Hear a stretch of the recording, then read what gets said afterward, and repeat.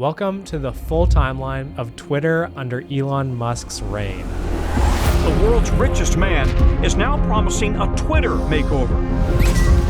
For years, Twitter has battled hate speech and disinformation. Its woke users. People end up getting hurt. I don't think this is about politics.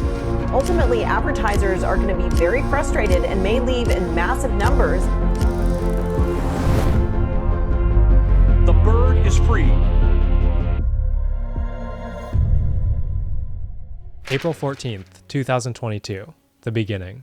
Elon Musk initiated the acquisition of Twitter on April 14th, 2022, and the purchase was finalized on October 27th for $44 billion. I think everyone knows that there's a big battle between Elon and Twitter because he did try and back out of the deal, but that's not what this video is focused on. Today, we're going to be focusing on everything that's happened since Elon took over Twitter up until his rebrand to X.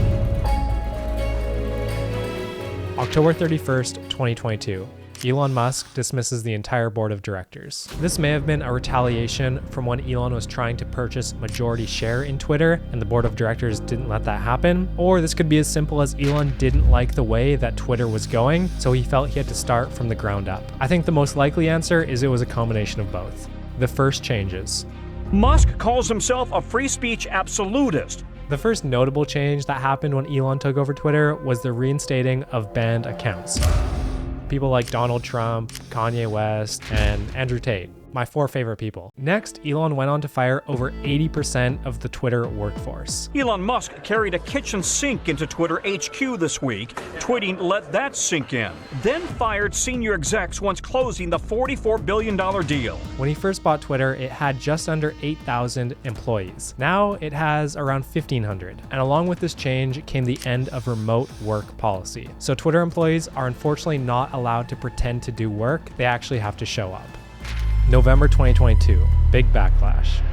Another big backlash came when Musk introduced paid verification. No one had ever done anything like this before. Now, originally he wanted to charge $20, so I guess we're lucky that we got $8 a month. There was tons of controversy between creators and public figures, all complaining that they were gonna have to pay for this verification. One of the most notable ones was Stephen King complaining, saying he would actually leave Twitter if this happened. One of the big problems that I and a lot of other people saw with paid verification was that anyone can now impersonate big accounts or public figures. My personal favorite impersonation was of a pharmaceutical company by the name of Eli Lilly & Co. This is one of the top 3 insulin manufacturers in the world, and the fake account posted a tweet saying that all insulin would be made free, leading to $15 billion loss of market cap for this company. It can't get better than that. Twitter failed to respond to this problem for many hours, which led to this company dropping their advertising spend on Twitter, which we're going to come back to later in this video.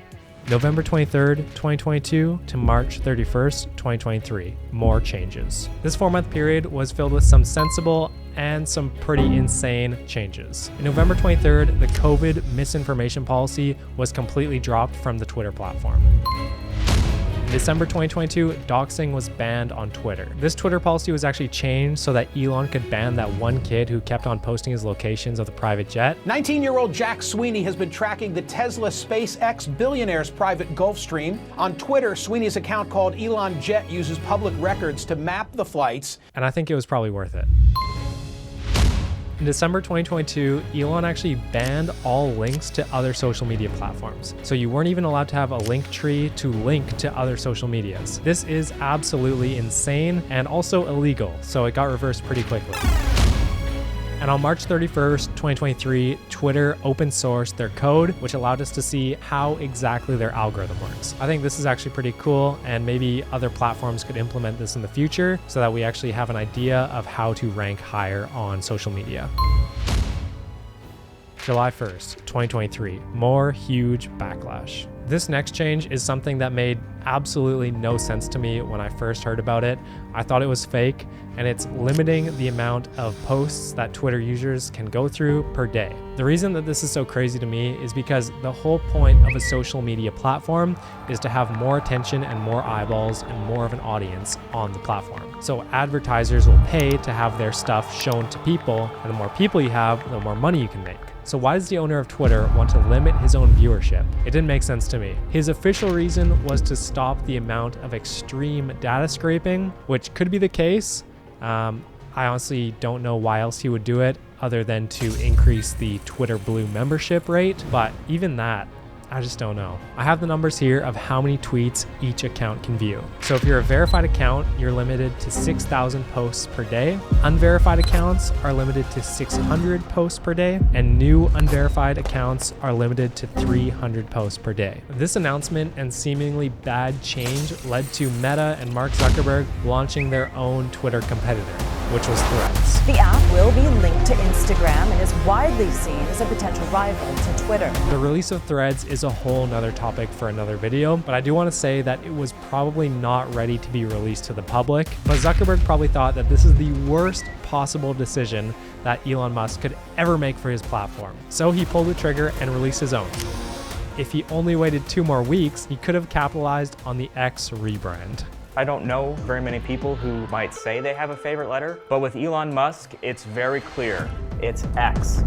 Now, before we get to the most recent events, I do want to highlight the advertising situation on Twitter. Musk revealed that Twitter ad revenue is down 50% as of July 2023. Let that sink in. I'm not going to argue if there's increase in hate speech or increase in inappropriate content on Twitter. I think it was probably always there, but now with Elon being so open about it and him being the face of Twitter and tweeting about all these issues, I feel like it's come more to the forefront of advertisers' minds, and they are scared of what Elon's going to do next. So it makes sense that they're pulling their budgets back and maybe putting them somewhere safer where they know it's a bit more stable. There's not much information from the inside of Twitter on what's going on with advertising dollars, but it is known that the large banner ads on Twitter's trending pages are not being filled up. These ad slots cost $500,000 for 24 hours, and they're usually used to promote things like big events or new products. July 24th, 2023, the X rebrand. I think X.com could absolutely be a multi-billion-dollar bonanza.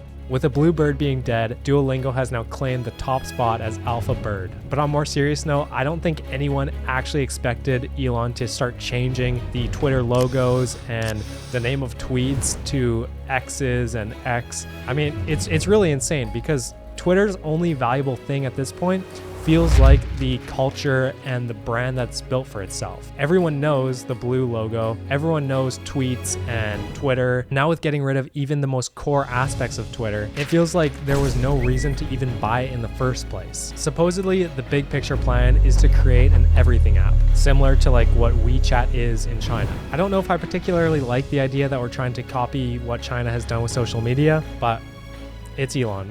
No one can tell him what to do. The beautiful X logo is from a widely available $40 font pack, which I think is amazing. And amidst the rebrand, he also didn't get the proper permit to take down the Twitter name on the buildings. He was left with just ER halfway through the project. But this isn't his first X stint. Back in PayPal, he tried to force them to go to X.com as well. Musk was eventually forced out of the company and temporarily left behind X.com and his ambitions for the site. And don't forget about naming his kid X. I don't know how to pronounce it. Just X. Just don't forget about that, okay? You mean my kid? That sounds like a password. And SpaceX and the Model X, like everything in each one of his companies has had something like X. Apparently, there's also a new highlights tab. I have never seen this before or never used it. Even the designer of the highlights tab says that it's a horrible feature. There has been some pretty crazy claims made by Elon Musk about the future of X, and I think we're all used to that now with him starting Tesla, SpaceX. He is a chronic overpromiser. Like this one. X will be half of the world's global financial system. If I have Elon Musk in his current state running my bank accounts, I do not think I'm gonna like that. I will be on the other 50%. What if he just rebrands my bank account to $0? Like, that would be a fun rebrand. And if we're taking an objective look at social media platforms, Meta is way closer to creating something like WeChat than Elon Musk is. I mean, just look at the Meta logo as well. It's literally a flipped over version of WeChat. And if the story couldn't get better than that, Meta also holds the trademark for X in relationship to social media. And this is actually because Meta bought Mixer from Microsoft. Apparently, there's over 900 trademarks in the US alone of the letter X, so it's probably just a matter of time before Elon gets sued. It's not clear exactly what the rights are for X as a company going forward. My final thoughts are really just confused. I don't know why he wanted to purchase Twitter if he was just going to change everything. I think the only thing that's left is the user base. I don't think there's been too much fluctuation in the amount that he started with to where he is now. People have said they're gonna leave, people have left, but people have also joined. So I think it's balanced out.